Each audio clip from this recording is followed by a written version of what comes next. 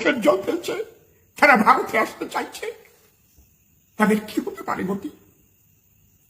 আমার কেন্দ্রীয় সরকারের কাছে প্রার্থনা, আমি জানি না এখনো কেন আমার মাননীয় প্রধানমন্ত্রী কিংবা মাননীয় স্বরাষ্ট্রমন্ত্রী একটি বিবৃতি তারা দিচ্ছেন না।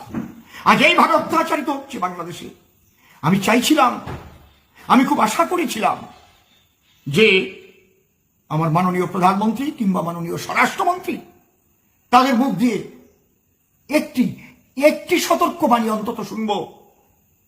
কারণ ওপার বাংলার সনাতন হিন্দুদের প্রতি কোন রকম অকারণে অত্যাচার, অনাচার, ধর্ষণ, লুটতরাজ হলে, খুন হলে আমরা ভারতবাসী কিন্তু মুখ বুঝে সেটাকে সহ্য করব না।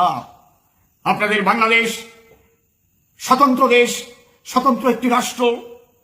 আপনারা কিভাবে চলবেন, কাকে প্রধানমন্ত্রী করবেন, কাকে করবেন না, তার বিরুদ্ধে আপনারা ছাত্র আন্দোলন করবেন, তাকে আপনারা ক্ষমতায় বসালে ভালো থাকবেন, এটা আপনাদের উপর নির্ভর করে, বাংলাদেশের জনগণের উপর নির্ভর করে। হিন্দুরা দোষ করলো কি? আমি চেয়েছিলাম কেন্দ্রীয় সরকার থেকে এমন একটা উদ্ধৃতি, এমন একটা সতর্ক বাণী পেতে। নিশ্চয়ই কোনো কারণ আছে বলে বলেননি, কিন্তু আশা করব এবং আমি আশা করছি অতি সত্য ওই কাঁটাতারের বেড়ার দরজা খুলে দেওয়া হোক। ওপার বাংলার আমার মা বোনেরা নির্যাতিত, নিষ্পেষিত, অত্যাচারিত, ধর্ষিত, ধর্ষিতা, যারা সেখানে 14 পুরুষের ভিটা বাড়ি ছেড়ে শুধু প্রাণটুকু নিয়ে কাঁটাতারের পাশে এসে তারা কাঁদছে, হাকুতাশ করছে। আমি করজোড়ে প্রার্থনা করছি ভারত সরকারের কাছে, করজোড়ে প্রার্থনা করছি রাজ্য সরকারের কাছে, মাননীয় মুখ্যমন্ত্রীর কাছে, তিনিও বলুন একবার যে ওরা চলে আসুক।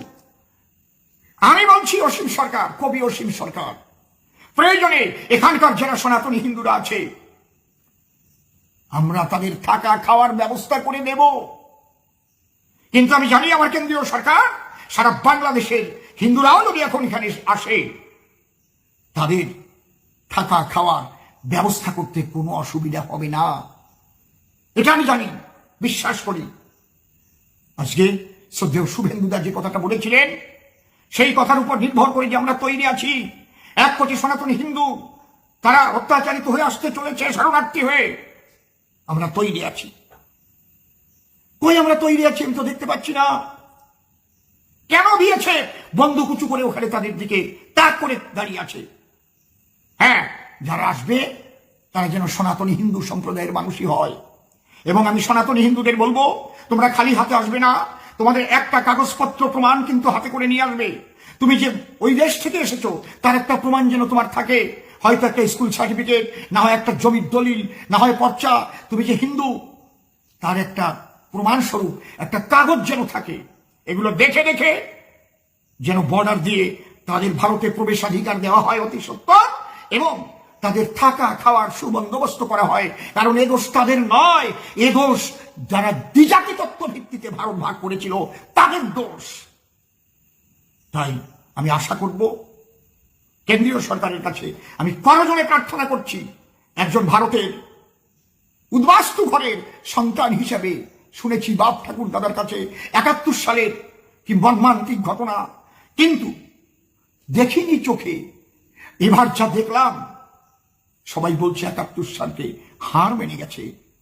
71 সালে ভারতবর্ষে ওপার বাংলা থেকে মানুষগুলোকে আশ্রয় দিয়ে তাদের থাকা খাওয়ার ব্যবস্থা করা হয়েছিল। এবারও আমি চাইব ওপার বাংলার সনাতনী হিন্দুদের জন্য যেন সেই বন্দোবস্ত করা হয়, এবং যারা না যেতে চাইবে আর তাদের জন্য এখানে বসবাসের জন্য স্থায়ী নাগরিকত্বের ব্যবস্থা করা হয়, সে দাবিও আমি আজ উদ্বাস্তু ঘরের সন্তান হিসেবে রাখছি। নমস্কার, ভালো থাকবেন সবাই।